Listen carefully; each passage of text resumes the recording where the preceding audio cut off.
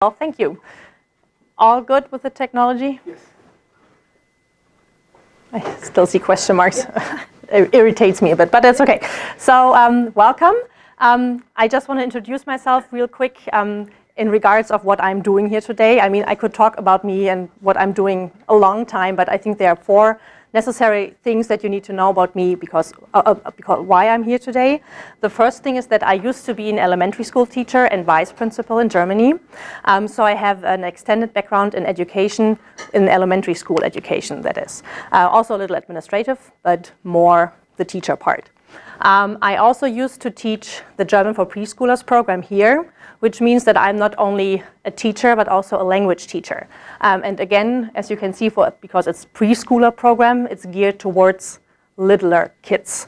I'm also a mother of 4 kids who are all home today, thanks to, you know how that is, yeah. So I'm used to code switching, of teaching a foreign language, of kind of trying to keep in my mother tongue and raising them in my native language, but also to support them in their second language education. And now I'm in my 2nd year as a PhD student here at MSU in German studies. So I'm trying to get a foot into how to teach German to Americans, which is a different approach because first of all the age is a little different than what I used to, and also it's a different language because in Germany I actually did teach English to my elementary school students, but here I'm teaching German to Americans. So it's still language pedagogy. So what I'm doing today is that I want to introduce a curricular idea that I had a while ago when I was getting my feet wet at MSU and started a lifelong education program, and I had a class with Zenta Görtler, who is a professor here at MSU for German Studies, that was called Teaching German Culture. So this box that I will present to you now derived from one of the projects that I had to do in her class that is trying to combine German culture with something else. And this something else is what I'm going to introduce now. This is the something else. So when I had my kids starting school here, of course, because I was a teacher, I was very curious about what they are learning, what they come home with, what the school is talking about, new projects, and I heard the word STEM and STEAM all the time. We have STEM projects, we will do a STEAM week. I was like, well, what is all that? So yes, science, technology, engineering, later the arts, and mathematics. I thought, well, this is a well-rounded, nice approach to something that we in Germany call MINT, Mathematik, Informatik, Naturwissenschaften und Technik, which is important because apparently the job industry is offering more and more jobs in these fields than in any other. So if you have a background in whatever informatics, science, technology there is, you are more likely to get a job than when you don't have it. But I am a language teacher. I am a German language teacher, and here I am talking about STEAM and MINT. So how can I actually combine that?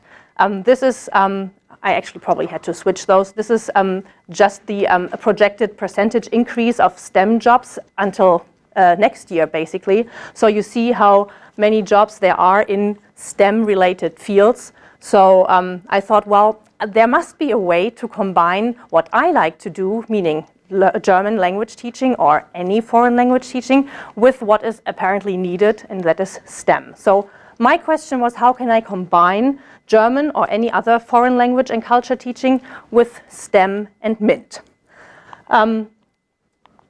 I really briefly, because I probably know that especially why we teach languages in school is what you know because you are doing that as well or have a background in that, but very quickly wanted to show you why STEAM learning in schools is important and why language learning is important and how, when we compare those, there are similarities or maybe differences.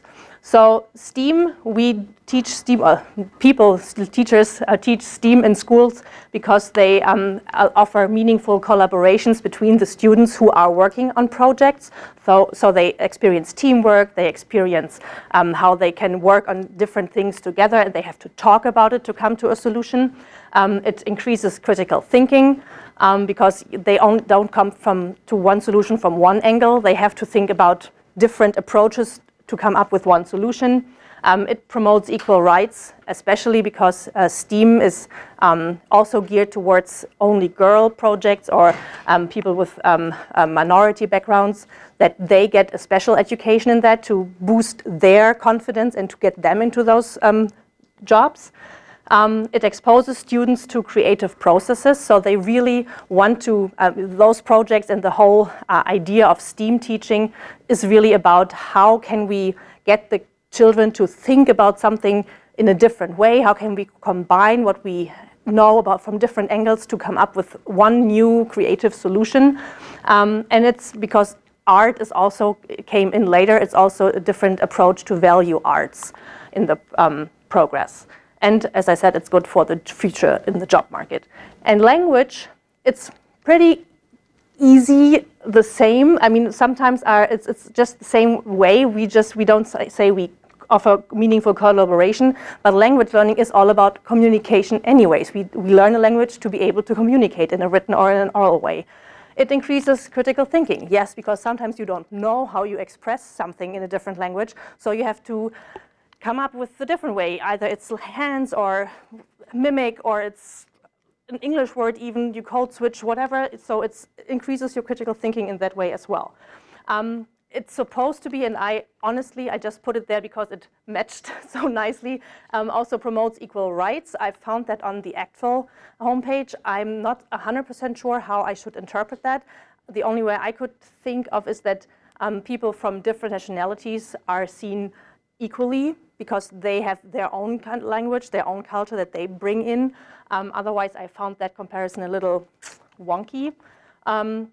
Yeah, learning a different language boosts test scores, and it helps prevent age-related cognitive decline. And yes, it's also good for the future in the job market. So what you can see is there are many, many reasons that are actually the same. So STEAM and language learning are really not that different. So I thought, well, if that is the case, how can we put one and one together and make something that is even more well-rounded than the STEAM approach already is, in my opinion. So that's why I created this box, full steam ahead, with minted German. As I said, this is because I came up with that idea in a German class. This is really geared toward German right now. What I'm going to explain to you is my German idea, but I think it's very applicable to other languages as well. So what it is not is probably helpful to understand. I don't think it's foreign language across the curriculum. That is a term that we find in schools a lot, which means that through the help of a language, another subject is being taught. At least on my level, that's not what it is. So I created this box really for elementary school students in mind, because this is where I have my expertise, this is where I have my background. When you think about higher learners, like maybe on a college level, I think that and maybe even CLIL will become more apparent and probably also a useful approach to start this. But for my approach, for my box right now, this is not what I had in mind. So this is really a new idea that started, as I said, in that class. And I will now present this box to you. So this is basically a class project. So the whole box is eventually meant to just go to the teacher with all materials inside, so the teacher can just grab it from the shelf and say, wow, this is an awesome idea. I want to do something with flying machines, because this is the title of this box, Flying Machines. Then all the material, so he would call ahead, in my vision, and say, well, I have 30 students, so there will be 30 copies from all the worksheets, there will be 30 pencils, there will be, well, 30 iPads, probably not, maybe hopefully the school has something like that, but so all the materials will be already in there and ready to go, and the teacher only has to set up stations in the classroom and he's ready to go, or she. Because I'm combining language and culture with this STEAM approach, there is no prior language knowledge needed. So even the teacher, if he wants to just say, well, I'm talking about flying things anyways, let's just combine German with that, great. So there is no language that he needs to know. There is there is German in that box. The kids will get to, they will be exposed to German words, they will be exposed to German culture. but most of the words are cognates. So they will see, oh, I know a German word. And then they go home and say, Mom, I know German. Did you know that kindergarten is a German word? Which is not, of course, related to flying machines, but it's one of those words that because I have kindergartners, is stuck in my head right now. So it's the cognates are one part, but the whole box is intended for students to really be curious about a language, to get their feet a little bit wet, to get a little bit of a cultural background and say, oh yeah, this is actually great. Maybe I should take up a language later and be compatible with others who take a language, or be even smarter because I take up a language. I don't know. So all those materials that are in here, they are supposed to create excitement and curiosity in the students. It's, as I said, an off-the-shelf, ready-to-go bundle in my dreams for maybe in a decade, I don't know. And all the projects are activity-based, hands-on, and they also, every task combines the STEAM idea with a language or a culture idea. So I'm now showing you what I have in here. For easier access, I also put the ideas on the board here. So, for example, the first thing is that they learn about storks. Why storks, you will say? Because, oops, stepping out of the zone here, sorry. Storks are the animals that the German inventor of flying machines, Otto Lilienthal, when he was a little kid, he observed storks. And because they were big birds, he could see them with his eyes.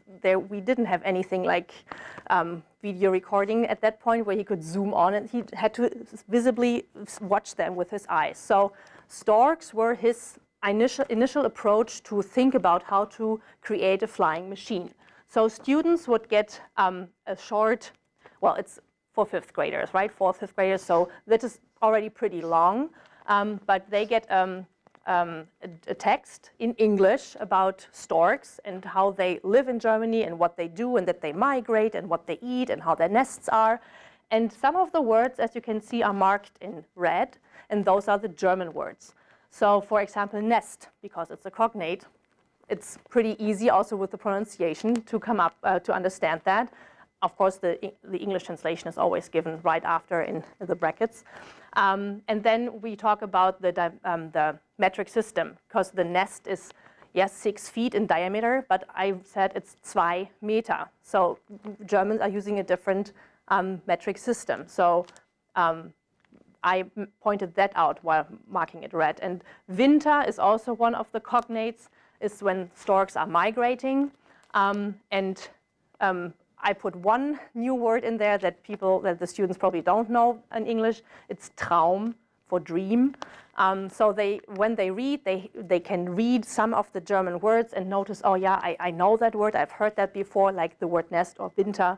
And then they can fill in blanks so that they do understand that storks are, at least for Otto Lilienthal, the initial idea to start thinking about how to create a flying machine.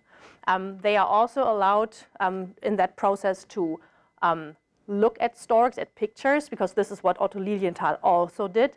And there is a link to YouTube that I would technically have on my iPad for you to watch, but since it's snow days and the kids were playing, it's out of batteries.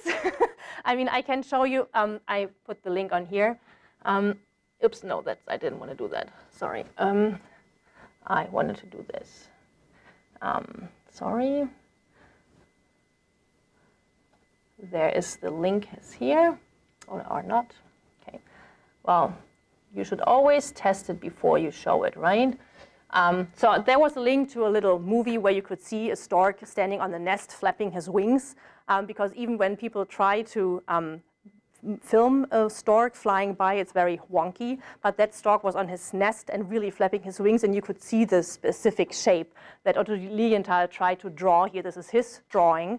So this was also something that the kids would get to look at, and from kind of there see that it's not only a thin paper, that the wings are kind of shaped in a special form, because this is how you actually can fly when they have a certain build. And you can see that very well here on the kind of ovally shaped wing. Leonie, the video? Does it have narration? Like, No. It's just a quiet thing. Yeah, that's why I picked it.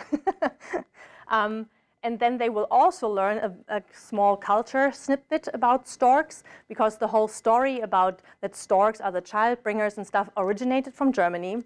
There are several other stories about that you put some cookies and milk out for the stork if the wife wants to get pregnant.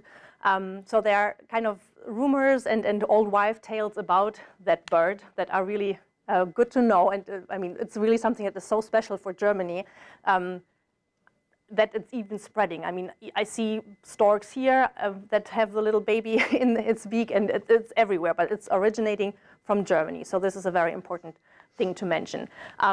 Also, and this is just an idea that you could put on the wall as a teacher, there are several vocabularies that are the same for an airplane or a stork that they could just look at and see, oh yeah, this is interesting. That's why I put it in red here, wie interessant, how interesting. But of course, there are other things to learn as well. For example, about Otto Lilienthal, and who is that guy? Oh, that doesn't work. It's that guy over here, the German inventor of flying machines. And Graf von Zeppelin, who invented the blimp, is also from Germany. I had a longer text originally planned about the White brothers, because they probably are better known in the States, because they picked up on Lilienthal's idea about flying machines and then invented airplanes as well, which actually flew better than Lilienthal's. But you know, you have to start somewhere and then people pick up and make it even better. But I thought I would also implement some women, because this is the whole idea of STEAM, to also get people from, I don't want to say minorities, but people like women and people of a different race into the whole project. So I found these two women, actually, Marion Ruth, I found at an exhibit at the Kalamazoo Air Zoo that I went to with my kids a few years back. And there was a whole exhibit only about women in aviation. That was really eye-opening to me, because I only thought about, yeah, I knew Zeppelin, I knew Lilienthal, I knew the Wright brothers, and that was about it. But that there were so many, especially instructors, who were female, that was new to me. So I learned a bunch while creating this box as well. And of course, Amelia Earhart.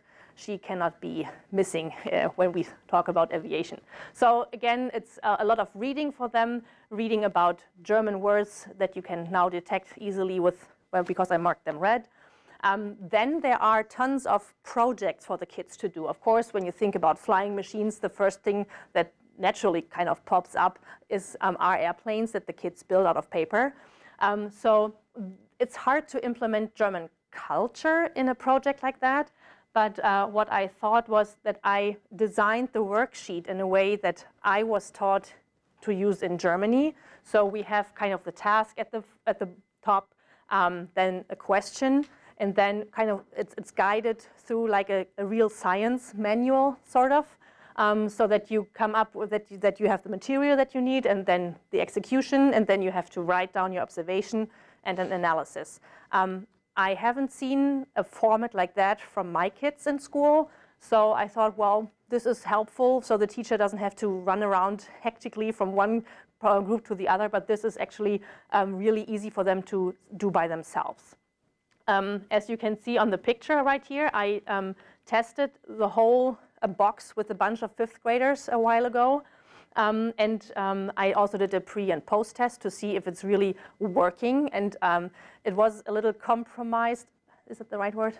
In a way that my older two sons also were in that group, and of course they knew German, but the 5 other kids that we had in our basement trying everything out, they didn't. I mean, they knew like kindergarten and maybe another word like hallo or danke, but that was it. And then in the end, it was just a 2-hour play date basically that I set up with, well, but you have to test my box and see if it works. They remembered some, but it's not like a long time post-test thing. It's just immediately afterwards I asked them, oh, what did you remember? What did you learn? So it seemed to work. They had fun. They didn't ask once for a snack or for something else. They were really involved in the whole box for those 2 hours. That was very, very good to see. So with those airplanes, they can fold them their own way. They can follow directions, whatever they want. And in the end, they are supposed to make a little competition. And they have to measure how long the airplanes fly. And of course, they have to measure that with using meters and not inches and feet. So they are actually using the metric system. And I thought in 5th grade, you could also start, calculating a mean to see whichever airplane flew the furthest in general. So they would also talk about, well, my airplane was a little heavier because I gave them a little scale to measure how heavy they are. And then the design, mine was wider, and that's why it didn't flew so wide, because yours was smaller and was a little better in the air. So they really talked about the design and came up with ideas and solutions why one airplane flew farther than the other one. Then I had some experiments, and I don't know if you know, this is so easy. You just hold a piece of paper and can explain what lift is pretty quickly. You just have it and you blow on it, and you see that it lifts.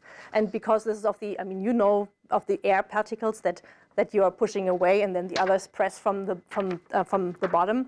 But kids don't know. So they're like, well, why is this happening? Well, why is it coming up? It's like magic? What is it? Like, is there something underneath? So they start to learn about how an airplane actually can lift up, how anything can be up, but it's not heavy. Why? So, and then they learn with a different one. So they are kind of building a wing that looks like a stork wing. And when you build this and then you run around, you can see that this thing actually lifts up. So this oval thingy that you have on a stick, because you kind of have to hold it, when you move it, it moves up. So then the kids see, oh yeah, this is actually like, this is how lift works. This is why an airplane can get up, because it has the power and then it lifts. And again, everything that is, the worksheets are prepared in a German style. I just call it this way. So you will hear you get some additional information. So the kids that are really interested, they can read a little bit more about why this is happening and such. And then, of course, we need to talk about art. We had math with the meters, with the metric system. We had technology. We had all the things but arts. So during the World War, unfortunately, it's not a nice topic, but the airplanes were camouflaged so that you couldn't see them from the bottom or from the top.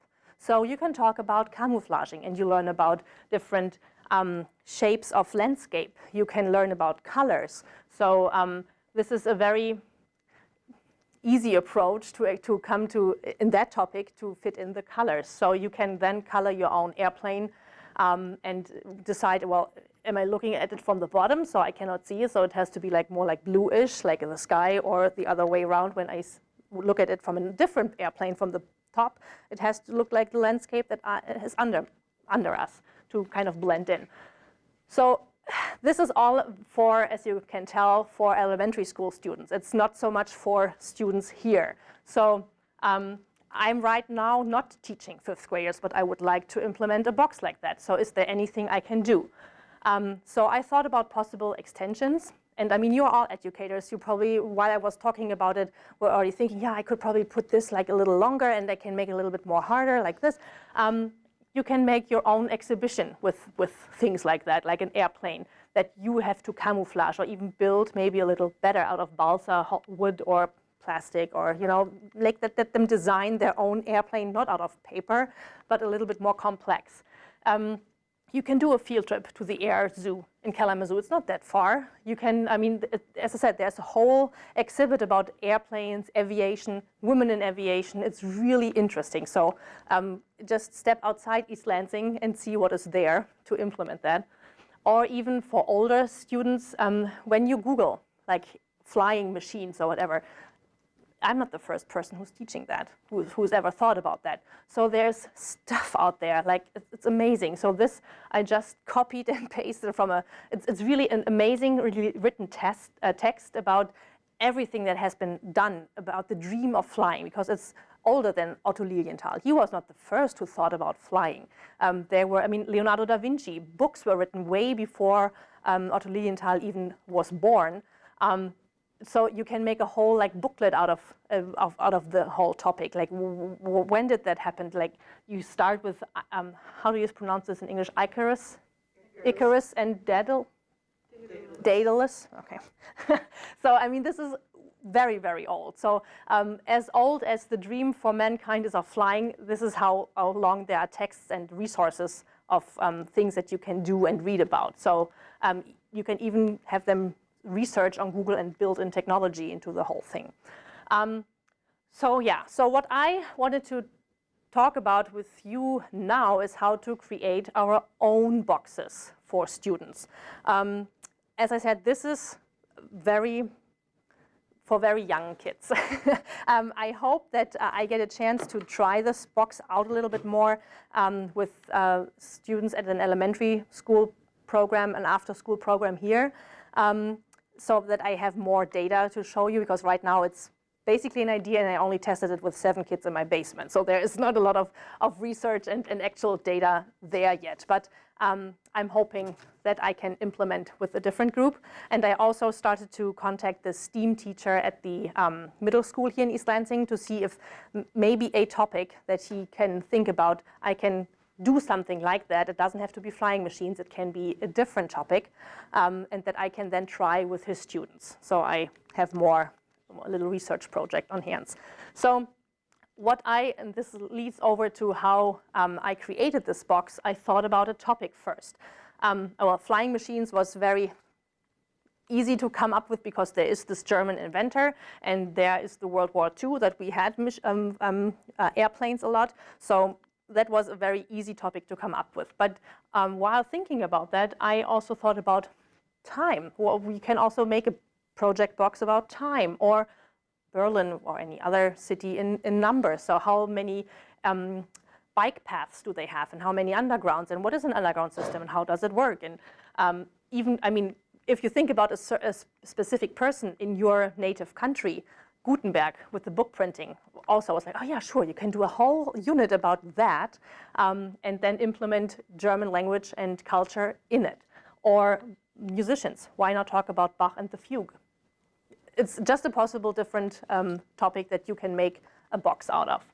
Or green Germany, because Germany is known for reusable and recyclable energies and all that. So I bet that there is tons of resources out there for that topic alone. So first, you need to think about a topic that you would like to STEAMize, mintize, and then put language and culture in it. And then, of course, the resources, because we all don't have a lot of time to create all of that. Yes, if you are a poor grad student and you have to do it for a project, you have to put in a lot of time. But other than that, there are so many resources out there. I mean, for us in Germany, I know the Goethe Institute has tons of materials. And even little museums like the Impression 5 Museum here has a STEAM and STEM site online available for you. And if you step outside East Lansing, as I said, with the Air Zoo, there is the Museum of Science and Industry in Chicago, who also, I mean, you don't have to go to Chicago, but you can look online and they have tons of ideas and even material that you can just download. I know that there are, for French, for Spanish and Italian, there are similar learning resources like what I just mentioned in German. I'm not trying to read them because my French is long forgotten and I never learned Spanish and Italian, but those resources are out there. And then, of course, think about the level of the learners. As I said numerous times now, this box was really created for kids who didn't have any language knowledge in the language that I wanted to get across before. So at the total beginner level, some German or whatever foreign language it is, words are good. Talk about the German culture, maybe about the geography, some songs, and then counting in German, learning the numbers would be like the mint it up. Because the mint, as I said, is the equivalent to STEAM, so everything has to be put together here. And those are just the words that were in my box. So it's a lot of numbers and colors, and then a lot of nouns. And if you just give them like little snippets, like I have blah, blah, blah, then they can already describe a picture. Like, ich habe 5 Störche. I have 5 storks or whatever. So they are already able, after working with the box, to kind of create little sentences. If you, of course, give them a little bit of help. But if they are curious and they want to say, well, how can I say that? you just give those little chunks to them, and they are able to describe pictures and to talk at home about something. So I mean, I was really amazed how much I put in that box when I listed it all up. I was like, well, this is quite a lot, but it's just, it happens en passant, and they are just reading about it, maybe memorizing it, I don't know, but it's there. They just worked with that. In the intermediate level and then also in the advanced level, and this is probably then more approachable for students here, just use the workbook, whatever you have on hand, they can just use that. You can invite people. I mean, I just came up with the idea to, for the advanced level, to invite a pilot and interview him, maybe in, or possibly in the language that they are learning. So, I mean, there are possibly endless possibilities that you can create your box with. I'm now just starting to teach at a undergrad level, so I haven't implemented anything like that yet because I'm only a fellowship. I only have a fellowship this semester, so I'm not teaching by myself. I also always have to talk with my supervisor if that's okay, and I know that because we have to be leveled at the end of the semester, that we have to cover the same topics in the other classroom, so it's probably hard to implement something like that, but why not? Maybe a project for a week might be something that I can think about. So when we now think about building our own boxes, and because we are not so many people, we can probably just do it all together. We need to come up with a topic, then think about the resources and about the level of our learners, and then we can start thinking about the tasks that are in the box. I mean, I pulled out only one worksheet, but the rest is basically the same. So I put my everything that I posted on the PowerPoint is in there too. They're just to show you that there are pencils in there. There's this measuring band that I actually also made myself, and kids can also make themselves, so that they have the metric system on hand, things to craft with, and then tons of paper. So when we now think about a topic, we need to also have in mind that it has to kind of fit in a box if we want to play with that thing that I started with, and that all the tasks, they have to be printable for them, usable. There has to be the material for the airplanes in there so they can fold and start right away. Because, I mean, as a teacher, I know that you don't want to create new things all the time. You don't have the time for that. But if you know that there is a box like that ready to go, yes, it's like it's the best thing ever, because you don't only have to set it up in the classroom, explain everything real quick, and then the kids are off and ready to go, and they learn like tons. So what I wanted to do in the last 20 minutes is to discuss. Well, I was hoping for some more people that we could split up in different languages and come up with topics, because I think it's sometimes very language, what's the word, specific. I mean, you cannot make a language box for French and talk about Gutenberg, because, I mean, that is not the French person, because you also need to think about the cultural background. So I don't know, you teach French, I don't know what you guys all teach. So Spanish, what? English? Yeah, even English. I mean, I have a question. Yeah. What are some of your thoughts on, so like German and French? Yeah. There are going to be lots of cognates. Yeah. Probably Spanish too. Mm-hmm. What if it's like Arabic or Japanese? Well, then you cannot use cognates. I was wondering what your ideas are on like adapting your idea for something that's a little... I haven't looked into Arabic because I cannot read it. I probably would think about more cultural things that are related, and then see if I can get translations about those words. There's so many words and concepts that have come from Arabic, so I think you could tap into that. And you could, I mean, algebra, for example. Is Oh yeah. Math would be fantastic. Yeah. zero. Yeah. There's so much with math and astronomy and things like Yeah. that. That would be a perfect topic. Math and astronomy. Yeah. Mm-hmm. And also, I think what you could do is you could kind of like already have a more language kind of related activity there in Arabic and in English, and comparing.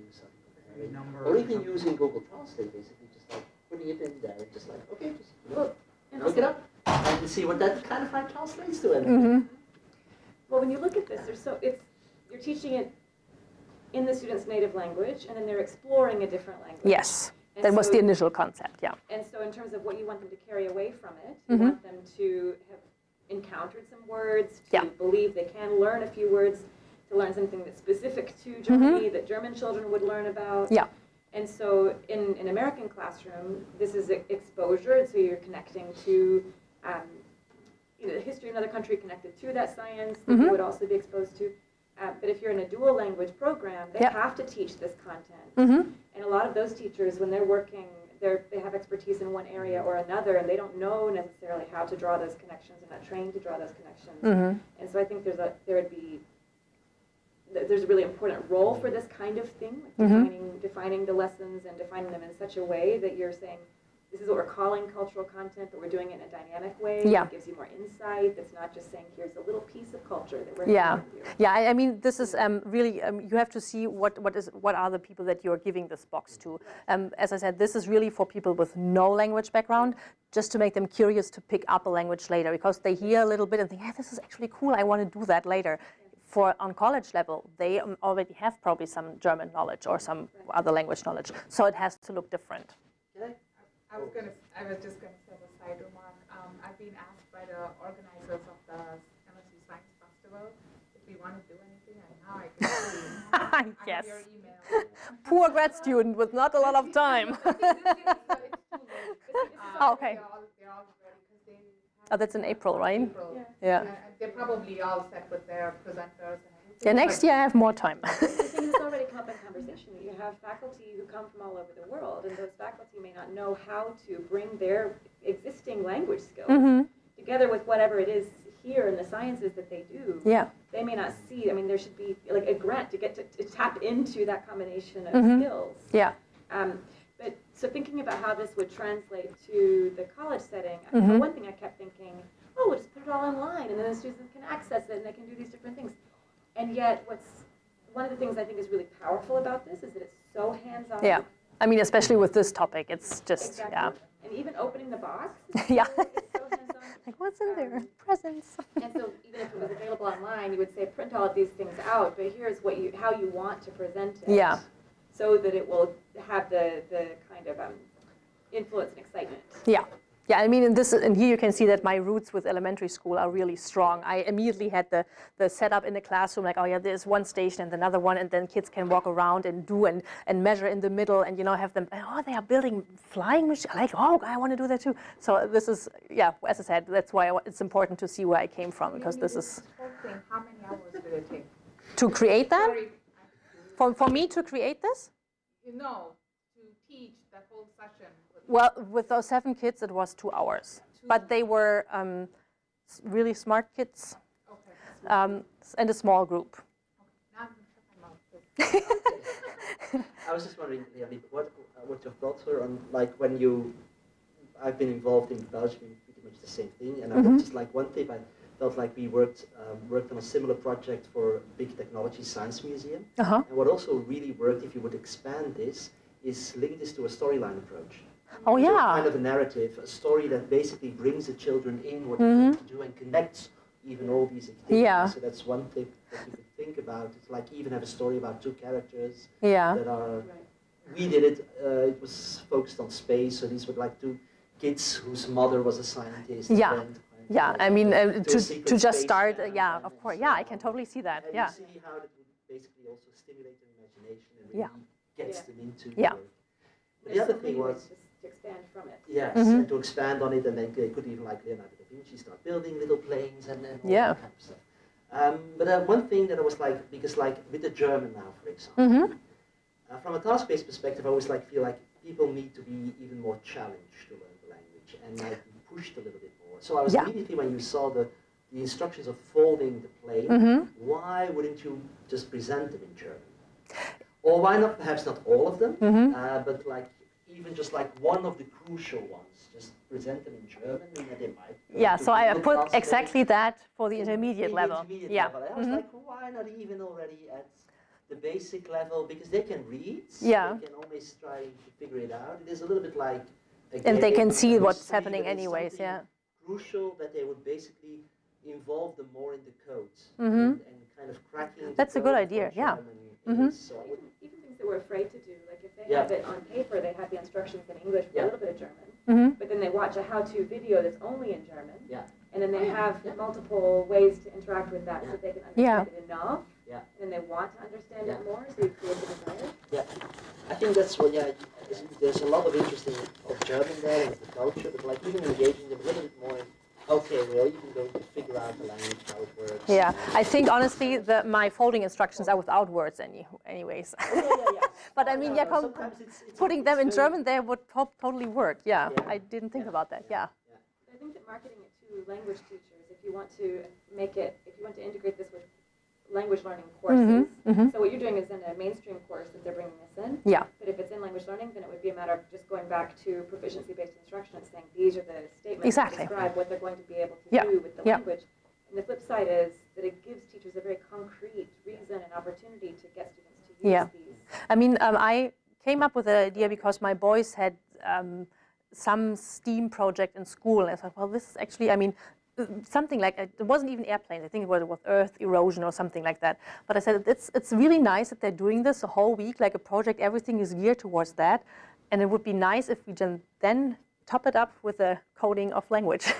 That's how this idea kind of was born, even before I had the class. But yeah, but as I said, so I'm not sure, since I'm just starting to teach on college level and on undergrad level. I know this is way too easy and boring, and they have some language background anyways. But what would you do, because you have more experience of teaching a language under your belt than I will ever have? What would you do? I mean, you immediately said, let's do it online. Let's, put some movies and give them like a interactive website or whatever to kind of look through those things by themselves. Is this how you would approach that in a language I would class? have them create that. Oh, The create that, project would nice. be having them create that as they go along in the course. Ah, that's and that smart. you'd be giving them a challenge, Uh-huh. and that challenge might last across months. Maybe you don't do that, maybe in a given week. Maybe you have, 4 full hours of instructional time in a given week, and you spend, 1.5 to 2 hours of your instructional time on this or something like that. That it's not like it takes over the whole class, Yeah, but that you have a challenge and then a semester-long over time, project. You have many Yeah. different tasks that tie into that theme. Mm-hmm. And then they get to see that progression over time, and they're creating something Yeah. that's interconnecting, Mm-hmm. that then becomes a resource by the end of the semester Yeah. they can keep and share with others. And I like that. Or even if they had like 10 minutes at the end of class dedicated to working on a project, Mhm. and like if there was some type of information gap, so like say they had to build a bridge or something, Yeah. like some students would have certain information on like the target language, and they have to understand it and be able to communicate and explain it in the target language to their partners to work together and create something. Yeah. Like that would be really fun. Yeah. I think. If the bridge isn't built well, it just collapses. Yeah. Exactly, and you can test that pretty quickly. the idea about curating a museum. Think about curating a museum or welcoming guests to a museum, and how museums will have the resources in multiple languages. So even just going to a museum website that has their materials available in multiple languages, Yeah. and having the students look at the same materials in English and German. We don't do that a lot. We don't No. sit there with parallel texts and look at how they're connected, but I think there's a lot of good possibilities for Yeah. that. Yeah, I think especially for the transdisciplinary chances that are in this project there, especially on a campus like MSU, where we will have a STEM building right next door, and we have this wonderful museum that some students have never set a foot in, right? The MSU Museum has a lot of resources. Oh, yeah, yeah.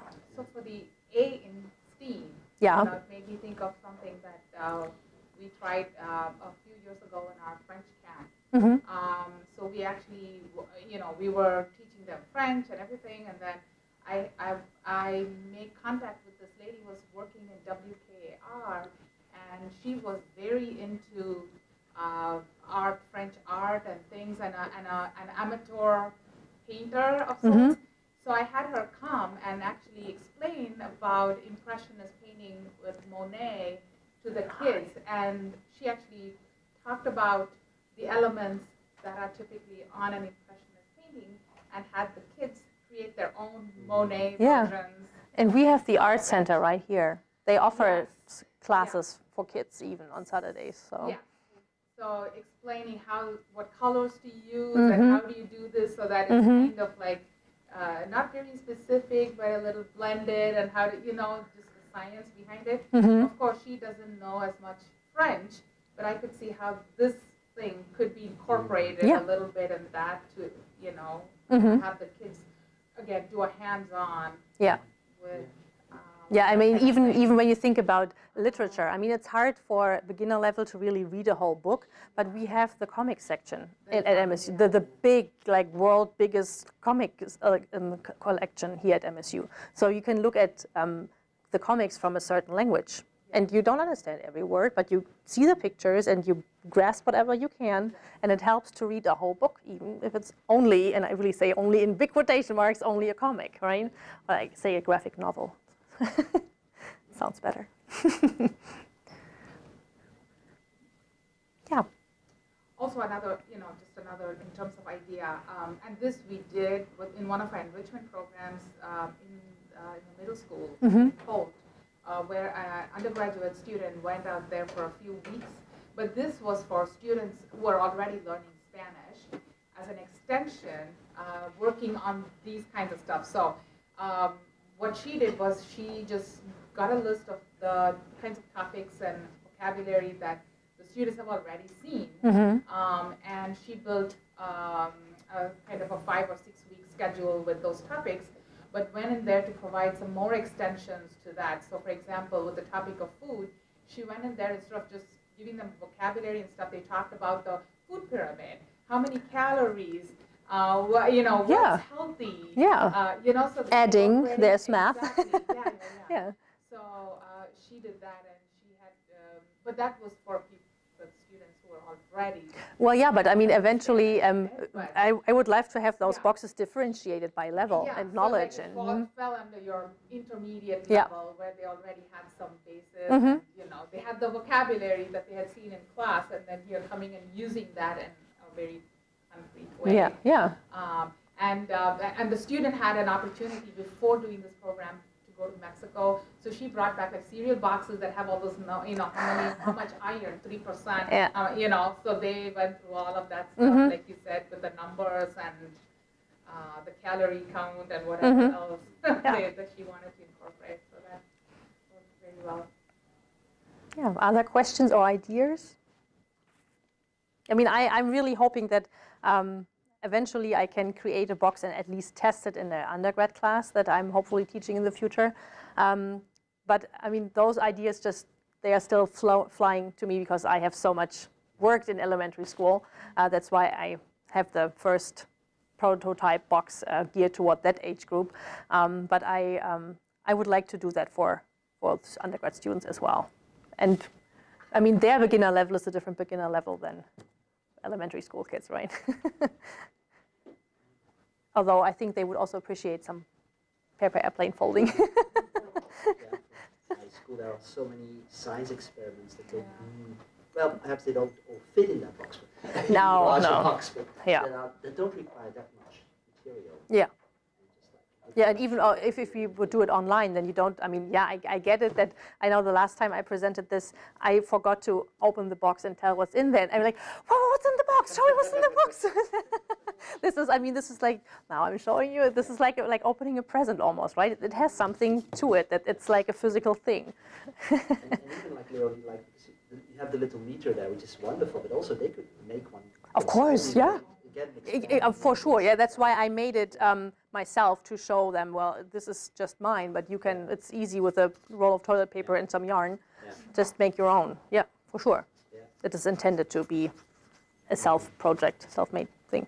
So this is a little plug for next week, but it's turning Yeah. out that Özgen Hostuk has been working with process drama for a long time, and in process drama, in a way, it's the same thing we were talking about, where you would have a project that extends over a long period of time, and you would sort of let it expand in different directions and different types of tasks that are related to that overarching story. And so with his work in process drama, there's a framework for how that story might then be elaborated. And so putting those things together to say, okay, well, how can we make it, that there's some kind of challenge related to an airplane or to space travel or something like this. And that's a starting place, and then you just know how you're going to expand from there. Yeah, absolutely. With the students, but it seems like a really unrelated thing and is much closer to the arts. And yet that idea of carrying out over time and incorporating many different types of tasks into one project is related. Yeah, I think that this is what, I mean, I've heard that phrase, well-rounded student, while I was talking about this with some professor. So this rounds it even more, I think. The more disciplines you bring in, the better rounded it is. And it's not bumpy, it's really round in the end. And that's what we need, I mean, I think. Yeah. Okay. I know it's 2 minutes, but yeah, you're welcome. Nobody has eaten an pizza, so it might be a little bit